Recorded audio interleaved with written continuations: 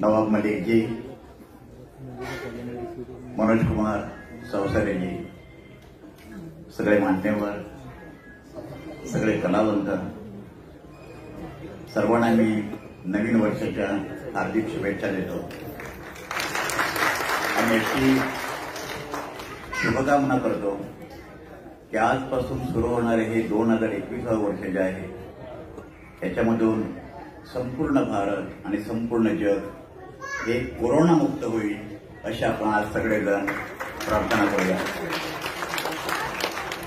मनोज सवसारे हे नाव फक्त एक आहे, पण तो वाऱ्यासारखा आहे, जिकडे जाल तिकडे मनोज सवसारे, जसं वारा आला तसं त्याप्रमाणे।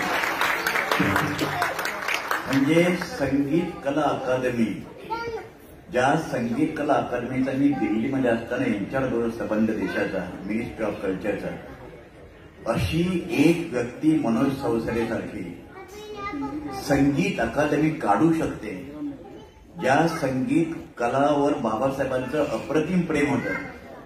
बाबासाहेब त्यांच्या मनात प्रसंग होते, त्यांचे शिकते बाबासाहेबांना व्हायोलिन शिकवायचे हिंदू कॉलनीमध्ये।